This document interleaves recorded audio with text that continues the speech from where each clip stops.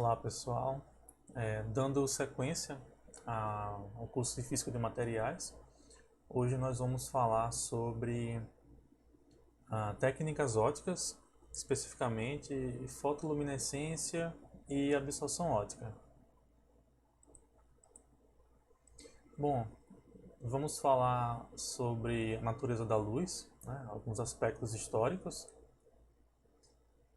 sobre o espectro eletromagnético, interação da luz com a matéria, níveis de energia, absorção da luz, espectroscopia de excitação e emissão, diferentes tipos de luminescência e suas classificações, e também sobre técnicas experimentais em espectroscopia óptica. Bom, em 1672, o Isaac Newton apresentou a teoria corpuscular e que a luz ela seria composta por partículas discretas, né? A teoria corpuscular ela explicava fenômenos de propagação da luz, tais como a reflexão e a refração, e foi uma teoria muito aceita. Em 1678, o Christian Huygens ele demonstrou a teoria ondulatória, em que propunha que a luz ela se comportava como uma onda, né? E também essa teoria também explicava os fenômenos de reflexão e refração. Entretanto, a teoria ondulatória ela não foi muito bem aceita, visto todo o prestígio que o Newton tinha. Então a teoria corpuscular ainda era a teoria mais aceita. Até que o Thomas Young, em 1801, estudando fenômenos de interferência da luz, ele realizou o experimento da dupla fenda, em que o feixe de luz passava por uma fenda, você tinha um efeito de difração aqui, e passando novamente agora por duas fendas, né, que originar uma onda de uma mesma fonte, passava ao mesmo tempo nas duas fendas, né, gerando esse padrão de interferência, e isso só seria possível se a luz se comportasse como uma onda, né? Se comportando como partícula, isso não deveria acontecer. Então, o experimento da dupla fenda contribuiu para o entendimento do comportamento da luz como onda. Em 1818, o Fresnel, estudando fenômenos de difração da luz, ele observou que um feixe de luz, né, ao passar por um disco, geraria no anteparo um padrão de interferência no qual o centro, né, pela teoria ondulatória, geraria um padrão de interferência construtiva no centro do anteparo, né, da qual a imagem de difração estaria sendo formada, né, as franjas de difração. E isso de fato ocorreu, esse experimento. Constatou-se o ponto claro, e hoje é conhecido como ponto claro de Fresnel. Então, a partir de então, a teoria ondulatória ela passou a ser mais considerada sobre o efeito, sobre o comportamento da luz. Em 1860, Maxwell propôs que a luz seria uma onda eletromagnética formada por dois campos, o campo elétrico e o campo magnético, que oscilavam entre si de forma perpendicular na direção da propagação da radiação, sendo as componentes do campo magnético e do campo elétrico, e a distância entre esses dois pontos, né, seria o comprimento de onda. A energia associada à radiação eletromagnética, ela pode ser definida pela seguinte forma. Seria definida assim, que a energia é igual à constante de Planck vezes a frequência, sendo essa frequência dada pela razão da velocidade da luz sobre o comprimento de onda. Bom, então já tínhamos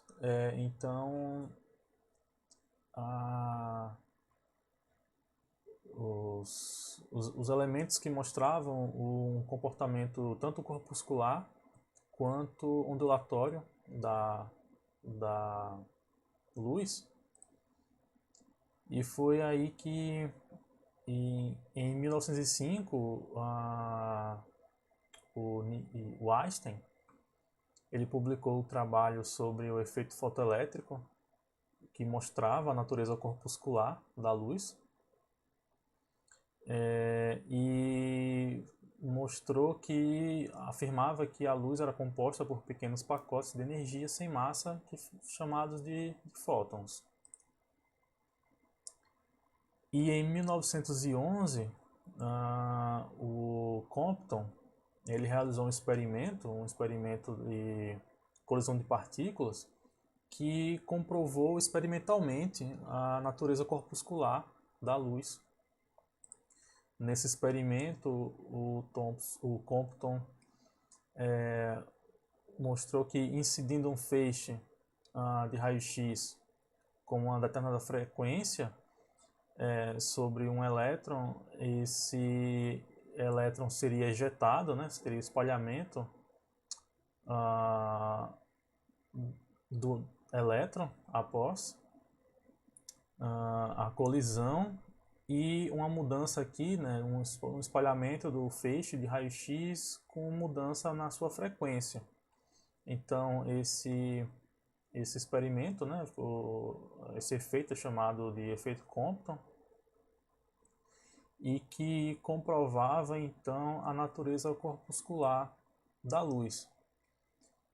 Lembrando que com o experimento da dupla fenda de Young, mostrava que a luz ela só poderia, aquele efeito de interferência, ele só poderia ocorrer se a luz tivesse um caráter ondulatório, né?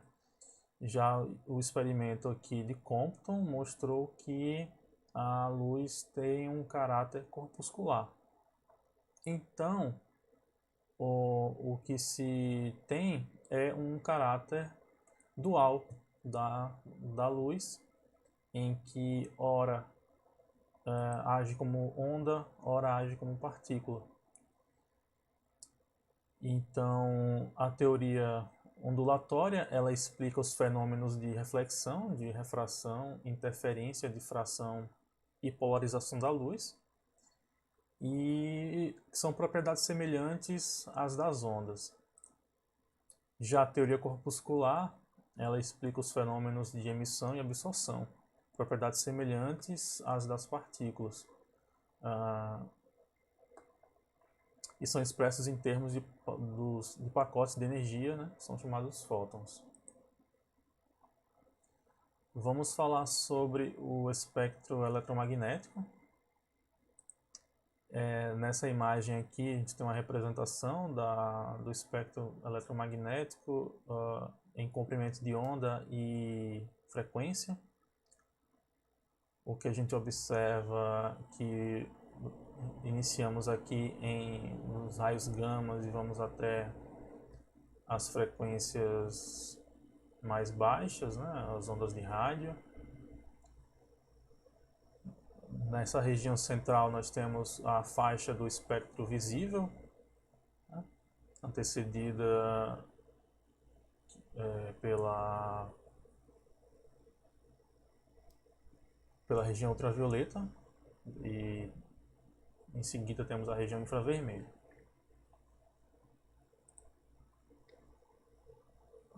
Cada faixa do espectro eletromagnético ela tem efeitos de absorção e emissão característicos, como raios gama, são efeitos de reações nucleares, raio-x, com transições das camadas eletrônicas do átomo, ultravioleta e visível, né, que são transições dos elétrons de valência,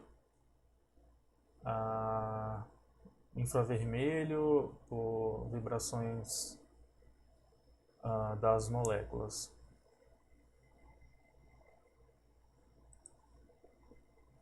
Vamos falar um pouco sobre a interação da luz com a matéria. A interação de fótons de baixa energia com a matéria pode gerar três fenômenos principais, que são a absorção, a transmissão e a reflexão. Se nós utilizarmos o princípio da conservação de energia, considerando que o feixe ele pode ser absorvido, transmitido ou refletido, a soma dessas três componentes aqui ela deve ser igual à intensidade do feixe incidente. Como a gente observa nessa figura aqui, nesse exemplo, temos o feixe incidente, que pode ser refletido no mesmo plano, absorvido no meio e transmitido também. A absorção ela ocorre quando parte da luz que incide sobre o objeto permanece no objeto, né, não sendo refletida nem transmitida. Já a transmissão ocorre quando a luz que incide sobre o objeto transparente o atravessa. Nesse caso, o que queremos dizer é que o objeto ele não absorve a luz, ele acaba por transmitir. Muitas vezes o termo transparente pode confundir com uma transparência óptica, e embora possa até ser, mas não é esse o sentido nesse caso. A reflexão ela ocorre quando a luz volta a se propagar no meio de origem após incidir sobre o objeto ou superfície.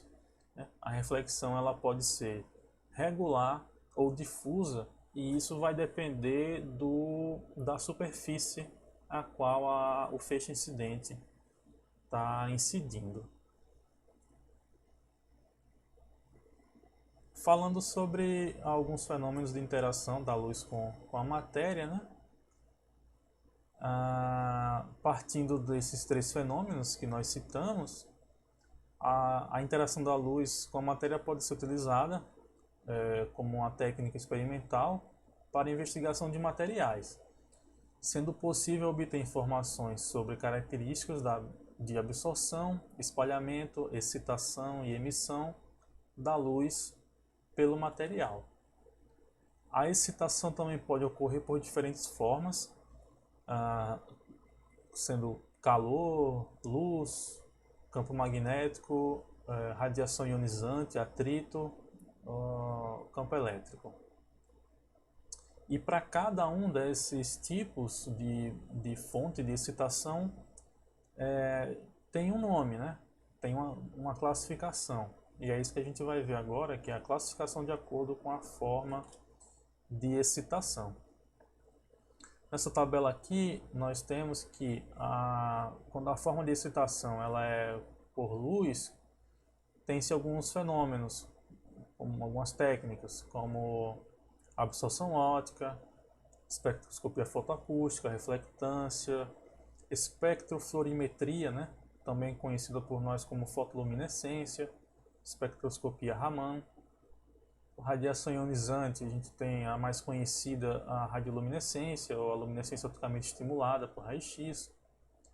Quando é por um feixe de elétrons, temos a catodoluminescência. Pulsos elétricos, ou campo elétrico, né? Eletroluminescência, o som, sonoluminescência, reações químicas, quimioluminescência, além de também, quando a excitação é por atrito, dar-se o nome de triboluminescência. Agora vamos falar da classificação de acordo com a origem da luminescência, né? E não de acordo com a fonte de excitação, como vimos anteriormente. Se a luminescência ela tem origem em uma transição permitida, dizemos que ali é um fenômeno de fluorescência. Se é por uma transição proibida pelas regras de seleção espectroscópica, então é uma fosforescência. E se a emissão ela envolve processos de armadilhamento dos portadores de carga, né? Isso antes da recombinação, dizemos que é uma luminescência persistente ou de longa duração. O termo mais utilizado no inglês, que a gente observa nos trabalhos, é o afterglow. Vamos falar sobre alguns aspectos teóricos dos processos de absorção da luz. Bom, a absorção de luz e a luminescência dos materiais é associada às transições eletrônicas dos constituintes do sólido. A luz, ou então qualquer outra forma de excitação, ela é absorvida pelo sólido e gera espécies químicas no estado excitado. O que se tem é que a energia que incide sobre o material, ela é absorvida, fazendo com que as espécies químicas elas sejam promovidas a um estado mais energético, que a gente chama de estado excitado. Bom, a transição do estado excitado para o estado fundamental pode ocorrer por diferentes mecanismos. Se for pela emissão de luz, teremos a luminescência. Se ocorrer por emissão de fônons, vibrações da rede, temos a espectroscopia fotoacústica. Se ocorrer por interação de fótons, ou espalhamento inelástico de fótons, isso é a espectroscopia Raman. A luminescência também pode ser classificada de acordo com a duração entre o estímulo, né, que é a excitação, e a emissão. Normalmente é usado para estímulos ópticos. Antigamente se distinguia os fenômenos de fluorescência e de fosforescência pelo tempo de vida da emissão, né? Hoje essa característica ela se difere pelos estados de spin dos níveis envolvidos. O que se tinha antigamente é que o tal, né, o tempo característico, se fosse menor do que 10 a menos 8 segundos, seria uma luminescência, um efeito de fluorescência. Hoje, ou melhor, e se esse tempo ele fosse maior do que 10 a menos 8 segundos, teríamos um fenômeno chamado de fosforescência. Hoje, a classificação ela é de acordo com se envolve ou não mudança no estado do spin, e fica assim: se tem se a transição ela não envolve mudança no estado do spin, a gente diz que é uma fluorescência, né? Tipicamente são observados tempos curtos, menores do que 10 a menos 5 segundos no estado excitado. A fluorescência, ou melhor, na fluorescência, a radiação emitida cessa imediatamente após cessada a excitação. Já na fosforescência, é o contrário, né? Então, nesse caso agora, envolve mudança de spin na transição eletrônica. Isso acaba resultando em um tempo de vida longo no estado excitado, que pode ir de segundos até minutos. Na fosforescência, a emissão espontânea persiste durante intervalos de tempos longos, né? Ou seja, após cessada a excitação, tem-se ainda o processo de emissão. Bom, aspectos práticos desses dois fenômenos. A fluorescência ela é caracterizada por um decaimento rápido, enquanto que a fosforescência ela tem esse perfil aqui, né, de um decaimento lento. Nessa imagem aqui a gente observa na primeira a amostra está sob excitação, onde tem excitation on, e a partir do instante zero, né, ou excitation off, quer dizer que a excitação ela foi cessada, e nessa escala aqui de tempo, né, que vai de 0 até 1 segundo, o material ele vai reduzindo lentamente a sua intensidade. Então isso aqui seria um processo de fosforescência.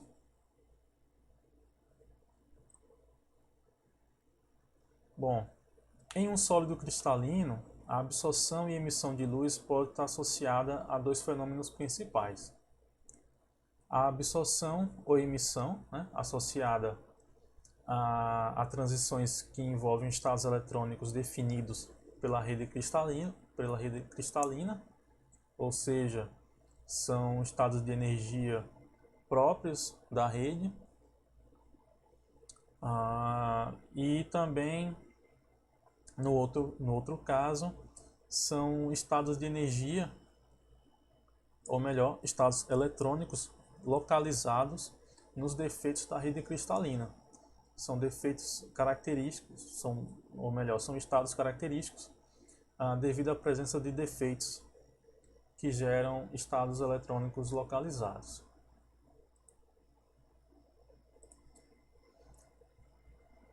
Bom, um sólido cristalino ele pode ser descrito, para efeito dos estados eletrônicos, como um conjunto formado de íons, que são os núcleos dos átomos que constituem o material, mais os elétrons fortemente ligados e os elétrons de valência. Os elétrons de valência, ou elétrons das camadas mais externas, são os que estão mais suscetíveis à interação com os átomos vizinhos. Os íons são aproximados por um potencial periódico atrativo, e os elétrons externos dos átomos são descritos através de um gás de elétrons não interagentes entre si, submetidos a este potencial periódico. O efeito do potencial periódico é produzir estados que formam bandas de energia, ou seja, a superposição entre a nuvem eletrônica, né, acaba gerando as bandas de energia, que são as responsáveis pela formação das bandas de valência e de condução. Como a gente observa aqui nessa figura. As linhas em preto aqui representam os estados de energia, né, formando aqui a banda de valência, e em vermelho aqui a banda de condução. No meio aqui a gente tem o gap, que é a diferença de energia entre o ponto mais alto da banda de valência e o ponto mais baixo da banda de condução. Quando estes pontos aqui eles diferem, né, no vetor de onda, notem que na banda de valência a gente tem o vetor de onda nessa posição aqui, enquanto que o vetor de onda aqui está nessa posição. Então, quando isso ocorre, a gente diz que um material ele tem uma estrutura com um band gap indireto, que o vetor de onda difere, né? Nesse caso ele não é o mesmo. Isso acaba ocasionando em processos de absorção e emissão que não são tão eficientes. Temos aqui também uma outra representação, só que agora para uma transição no mesmo vetor de onda. E quando isso ocorre, a gente diz que o material ele tem um band gap direto, tá? Mesmo vetor de onda. E esses processos de absorção e emissão, eles são mais eficientes do que na estrutura com band gap indireto. A gente vai ver o porquê disso. Bom, se a gente adota uma representação por coordenadas configuracionais, vai ficar mais fácil entender o porquê. Nesse caso aqui, no mesmo vetor de onda, notem que a gente tem um fóton incidindo aqui, tem esse processo, essa seta verde aqui, que é o processo de absorção ou excitação. O elétron ele relaxa aqui até o ponto mais baixo sofre a relaxação, né? Até o ponto mais baixo da banda de condução e acaba retornando à banda de valência, né? Tem o processo de recombinação aqui com emissão de um fóton com energia menor, com maior comprimento de onda. Isso aqui é uma transição direta para o caso do band gap direto. Já no caso do band gap indireto, o que se tem é que o processo de absorção aqui ele não promove diretamente o elétron à banda de condução. Esse processo ele precisa ser assistido pela emissão ou pela absorção de fônon, né, para que ocorra a transição até a banda de condução.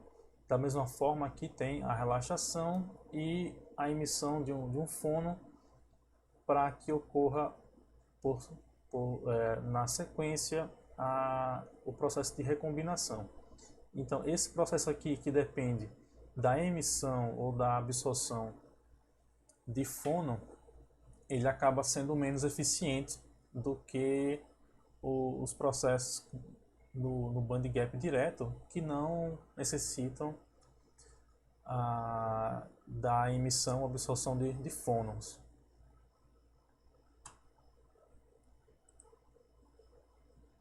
Vamos falar agora sobre o modelo que envolve estados eletrônicos localizados, né, nos defeitos da rede cristalina.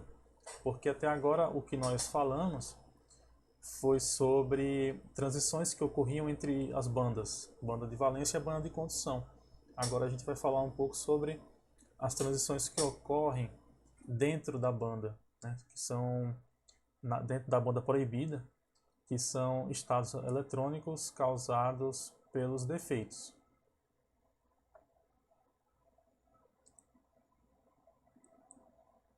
Bom, quando uma espécie química ela é excitada, toda a rede sente a mudança e uma nova posição de equilíbrio para o sistema ela é atingida. Usando o esquema de coordenadas configuracionais, a gente vai exemplificar isso. A rede sente a modificação devido às interações do átomo, do íon, excitado com seus vizinhos via o campo cristalino, a interação com o campo cristalino. Por outro lado, o campo cristalino modifica os estados eletrônicos do íon em relação ao que seria o íon livre. Durante a excitação, o que ocorre normalmente, de forma muito rápida, o íon é promovido ao estado excitado, tem esse processo de excitação aqui, de forma vertical, só para exemplificar que é um processo que ocorre de forma rápida. Então a rede sente que o íon está em uma nova configuração eletrônica né? E ocorre o processo de relaxamento até essa posição Q1. A relaxação da rede é um fenômeno muito mais lento do que o processo de absorção da radiação do estado fundamental para o estado excitado. No caso, esse processo aqui de relaxação até esse ponto mais baixo da banda, ou melhor, do estado excitado. Nessa setinha amarela aqui. Quando o íon é promovido do estado fundamental para o estado excitado, na posição Q0, ele passa a ocupar um estado vibracional superior do estado excitado. O decaimento para o estado vibracional mais baixo se dá pela emissão de fônons. Então esse processo de relaxação aqui, ele ocorre por emissão de fônons. O tempo que o íon sobrevive nesse estado excitado é que vai determinar se o processo ele vai ser, como a gente viu antes, né, de fluorescência ou fosforescência. Quando o íon decai para o estado fundamental, ou seja, quando há o processo aqui de recombinação, a transição é um processo muito mais rápido do que a relaxação da rede. Desta forma, o íon ainda encontra o estado fundamental na nova configuração, né, nessa Q1, que equivale a um nível vibracional mais alto do estado fundamental, ou seja, quando o íon quando teve a excitação, ele partiu de um estado vibracional mais baixo, quando ele retorna a um estado vibracional na nova configuração, né, um estado vibracional mais alto. Em seguida, a rede relaxa e o íon passa a enxergar então o potencial do estado fundamental, né? Esse outro processo de relaxação aqui até ele encontrar a posição Q0. O decaimento via fônons leva então o íon de volta ao estado inicial. E dessa forma, a gente tem que a energia de emissão ela é menor do que a energia de excitação, ou seja, o comprimento de onda de emissão ele é sempre maior do que o comprimento de onda de excitação. Como a gente observa nessa figura aqui. Nesse gráfico, a gente tem as bandas de absorção e de excitação. A banda de absorção aqui à esquerda, né, em um comprimento de onda menor, e a banda de emissão à direita em um comprimento de onda maior. Vamos agora falar da lei de Beer-Lambert, ou Lambert-Beer. Eu encontrei das duas formas, a gente observa das duas formas. Bom, vamos supor que a luz, ao atravessar um meio, ela pode ser absorvida por esse meio, né, pelo meio absorvedor, com uma probabilidade, ou ser transmitida se nenhum absorvedor estiver nesse caminho óptico. Então a gente pode escrever que a luz que é transmitida, né, ela é uma razão entre a luz que foi transmitida e a intensidade inicial dessa luz. Então a gente escreve assim, que a transmitância ela é uma razão entre o feixe transmitido e o feixe incidente. Bom, a luz que incide no meio, ela decresce durante a transmissão, ela decresce exponencialmente ao atravessar esse meio. Então a gente pode dizer que a absorbância, ela já que tem um decréscimo, né, um decaimento exponencial da intensidade dessa luz, a gente pode dizer que o contrário, então, a absorbância, o contrário da transmitância, a absorbância seria menos a função contrária, a função inversa da exponencial, né, que é o logaritmo, da transmitância. Então, a absorbância seria igual a menos o log da transmitância. Se o meio possui uma concentração C de absorvedores, né, de centros absorvedores, e considerando a direção de propagação, podemos escrever para um meio de espessura L que a absorbância ela vai depender também de quê? Da concentração desse meio, desse parâmetro aqui que a gente chamou de probabilidade, que é uma característica intrínseca do meio ao qual a luz vai estar atravessando, e dessa distância, né, desse L aqui, que é esse caminho óptico aqui nesse eixo de propagação. A gente pode escrever que a absorbância é igual a esse produto aqui, né? Esse alfa, que é o coeficiente de absortividade, a, a concentração e essa distância aqui, que é a espessura do meio. Então a gente pode reescrever, pegar essas equações aqui e escrever dessa forma aqui. Esse logaritmo aqui, ele é na base e, então eu posso usar a propriedade da função logarítmica e escrever dessa forma aqui, que a transmitância ela é igual a exponencial de menos alfa CL, né? Que é esse conjunto aqui. Isso mostra que porque eu tenho aqui, supondo, né, um parâmetro fixo, que é a distância, o L. Esse parâmetro aqui, o alfa, ele, uma característica do meio, também um parâmetro fixo.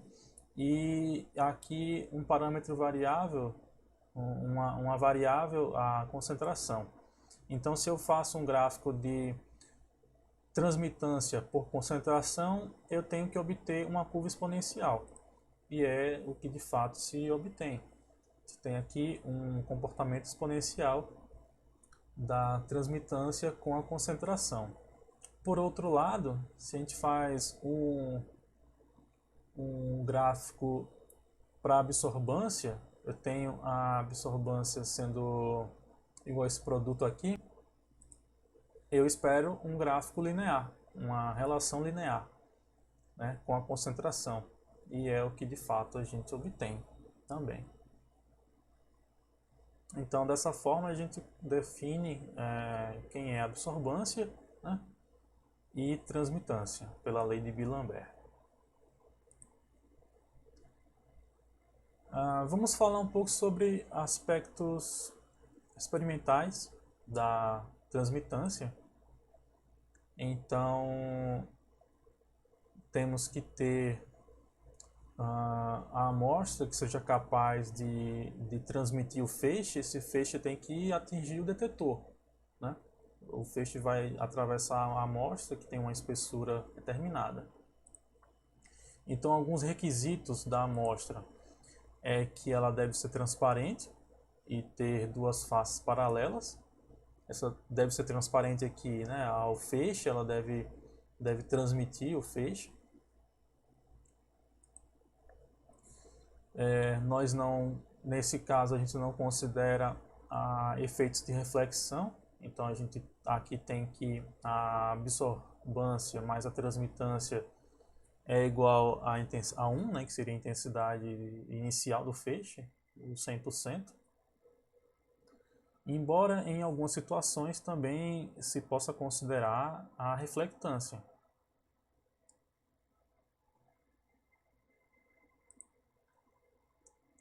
Requisitos do equipamento. A fonte de intensidade conhecida, não, ou melhor, com espectro conhecido, e também o detetor, que tem uma resposta conhecida, porque já que a gente quer medir a diferença, a gente tem que saber quanto vale cada um deles. Falando ainda de absorção óptica, só que agora por um outro método, né? O método da reflectância difusa. Note aqui nessa imagem, ela tem um arranjo que não é um arranjo muito otimizado para o tipo de reflectância difusa, né? Porque a gente tem uma fonte de luz que incide sobre uma amostra, ou melhor, primeiramente sobre um padrão de reflectância, e em seguida a luz reflete, chega até essa outra fibra óptica, e no detetor a gente consegue saber quanto de luz está sendo refletida. Se eu tiro esse padrão, né, que reflete toda a luz que incide sobre ele, né, e troco por uma amostra que agora vai absorver parte dessa luz, então aquilo que não for refletido eu consigo mensurar. Como é um processo de reflectância difusa, as fibras ópticas elas não conseguem captar toda a luz que está sendo refletida. Por isso que eu falei que não é um processo otimizado. É possível utilizar, mas não é otimizado. O que se utiliza com mais frequência é um conjunto que é composto por uma esfera, um conjunto óptico, né, composto por uma esfera integradora. Como funciona? A gente tem uma luz dentro de uma concavidade refletora. Essa luz ela reflete em todas as direções. Aqui em cima a gente tem o ponto onde conecta o detetor, pode ser uma fibra óptica, enfim. E embaixo aqui tem uma abertura na qual se posiciona primeiramente sobre um padrão de reflectância, um padrão que seja formado pelo mesmo material que é formado, que é a concavidade interna da esfera. E nessa condição você informa ao programa, né, ao software, que esse é o seu padrão, isso equivale a 100% da reflexão da luz, ou seja, toda a luz que está incidindo está sendo refletida. Após isso, você retira esse padrão e coloca a sua amostra, e parte da luz que não for refletida, ela está sendo absorvida, então dá para mensurar essa diferença. Então é um processo mais otimizado. Atualmente no laboratório nós temos uma esfera integradora, temos algumas, essa daqui é uma delas, desse modelo, que tem o mesmo princípio.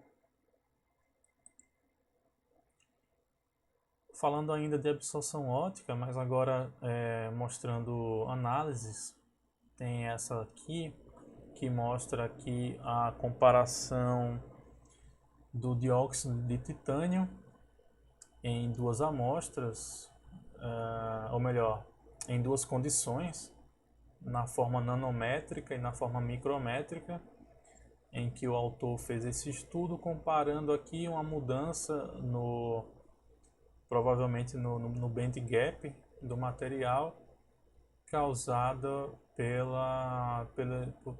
pelos tamanhos, né? pelo tamanho médio aqui dessas partículas, que ele chamou de escala de nanométrica e de micrométrica. O mesmo efeito ele não observou para o óxido de zinco, né? Em que as curvas elas são bem similares. Só um exemplo. Vamos falar de aspectos experimentais agora da fotoluminescência. Primeiramente vamos falar de um sistema formado por uma lâmpada policromática e um monocromador, né? Seria a fonte monocromática. O sistema de monocromatização da luz é o monocromador. Em que nessa imagem aqui a gente tem aqui no A o que seria a fonte de luz, passa em B, que é a fenda de entrada do monocromador. Essa luz ela reflete em um espelho côncavo, é refletida em D, que é a grade de difração. A luz sofre difração e a depender do ângulo que se tem aqui, é possível variar o ângulo de D, né? Ou melhor, da grade de difração. A depender do ângulo, a gente tem aqui a reflexão da luz difratada, e conseguimos então selecionar o comprimento de onda que vai passar pela fenda de saída. A resolução espectral da fonte ela depende diretamente das características do monocromador, principalmente da quantidade de linhas da grade de difração e das distâncias entre os espelhos e a grade de difração. Outra coisa que influencia bastante também é a abertura das fendas, porque quanto menor for a abertura, maior vai ser a resolução. Por outro lado, você tem menos intensidade, né? Você tem efeitos de espalhamento, então quanto menor for a abertura, maior vai ser a resolução. Por quê? Porque o perfil do feixe ele é gaussiano, né? E se a gente observa aqui nessa função gaussiana, esse parâmetro aqui, né, que é referente à largura meia altura, então isso quer dizer que quanto menor for a intensidade do feixe, mais estreito vai ser isso aqui e maior vai ser a resolução.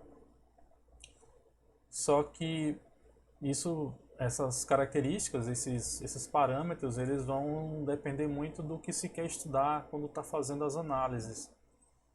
Você pode não precisar de uma alta resolução, mas sim de uma melhor intensidade. Então, é ajustável a cada situação.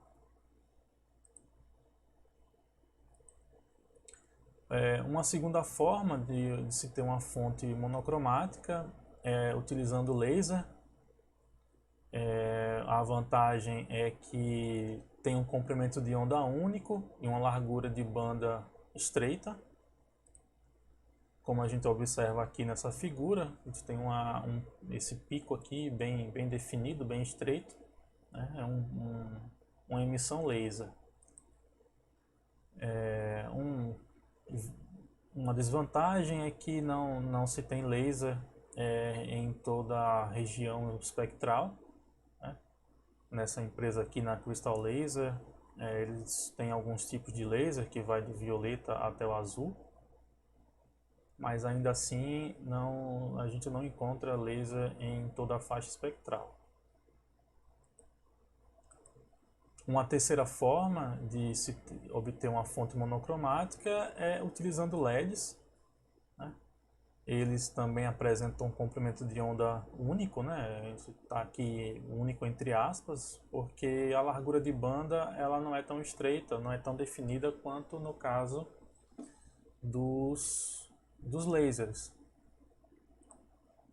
Como a gente observa aqui nessa figura, a gente tem emissão LED do violeta ao vermelho, sendo que ali na região do amarelo a gente tem as emissões com maior largura de banda, mas também é uma forma. Falando agora um pouco sobre o funcionamento dos equipamentos, né, como que é a ótica, todo o caminho óptico dentro de um equipamento. Aqui a gente tem um exemplo do que seria um espectrofluorímetro, composto por uma fonte de excitação, a fonte de luz, um monocromador de entrada, né, ou melhor, um monocromador de excitação, todo o sistema de focalização aqui, tem lentes que focalizam o feixe sobre a amostra, a luz que a amostra emite, ela é focalizada também por um conjunto de lentes no espelho do monocromador de emissão e até chegar ao detetor. Essa imagem aqui ela mostra um processo de luminescência gerada com excitação utilizando luz. em quantum dots de seleneto de cádmio, acho que é isso, que tem tamanhos de partícula entre 2 e 8 nanômetros. Então, a depender do tamanho de partícula, tem uma mudança no comportamento da emissão. Um trabalho muito interessante.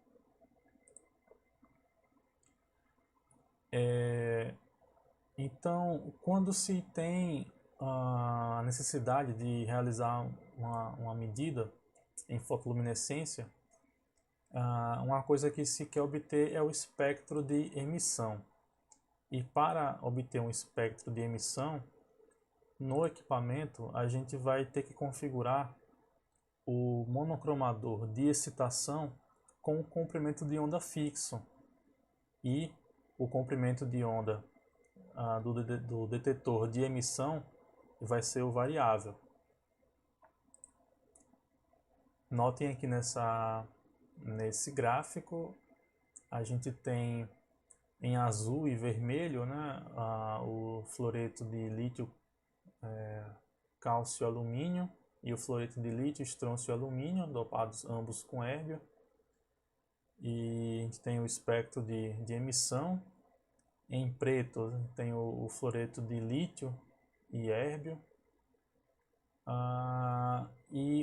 Com um máximo de emissão em aproximadamente 660 nanômetros, sob uma excitação fixa de 439,8 nanômetros. Ou seja, excitou-se nesse comprimento de onda e o monocromador aqui de emissão ele foi variando nesse intervalo aqui e registrou-se a medida. Agora, o contrário, quando se quer obter um espectro de excitação, quem vai ser fixo nesse caso é o monocromador de emissão. E quem vai variar é o monocromador de excitação. Essa é uma dúvida que muitas vezes atrapalha quem está iniciando, mas é simples.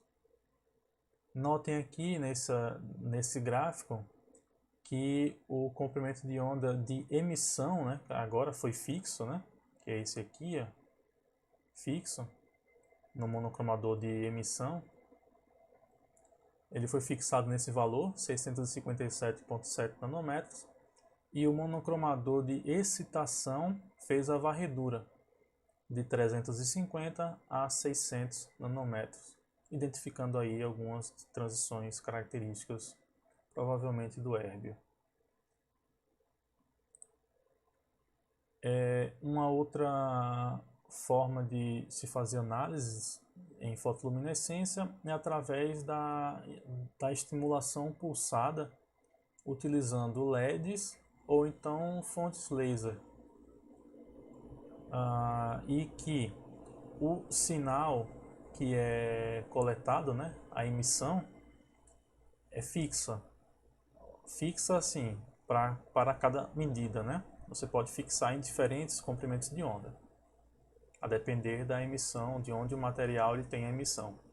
Por exemplo, um material que tem emissão em 3 diferentes comprimentos de onda, e sabe-se que cada emissão daquela está associada a um tipo de defeito. E cada tipo de defeito apresenta um tempo característico daquela emissão. Então, o que você vai fazer é medir primeiramente uma emissão, depois fixar em outra, depois fixar na outra, fazer suas análises lá e provavelmente encontrar tempos característicos diferentes.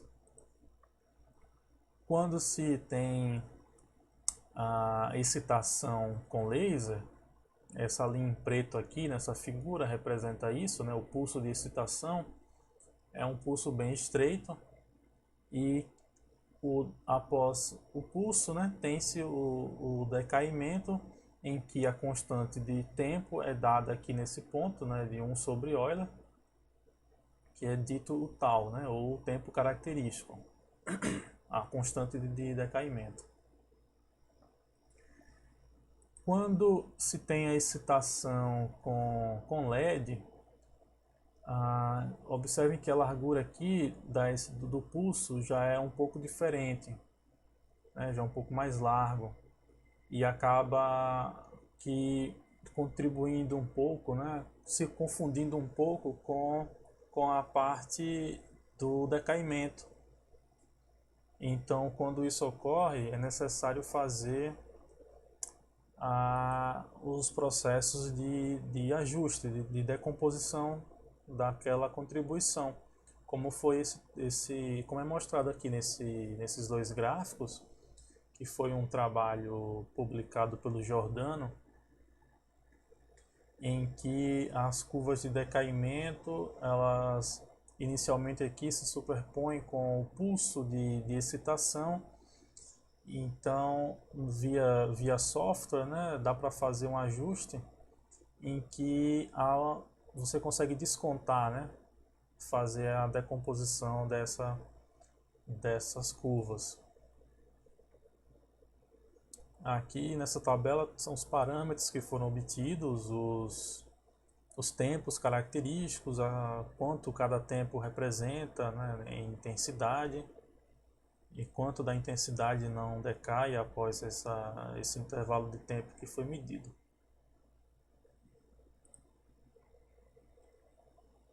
Ainda sobre fotoluminescência, aqui tem uma imagem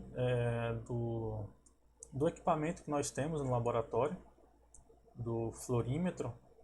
Aqui tem um esquemático do caminho óptico, né, dos caminhos ópticos, ou melhor, da geometria dele.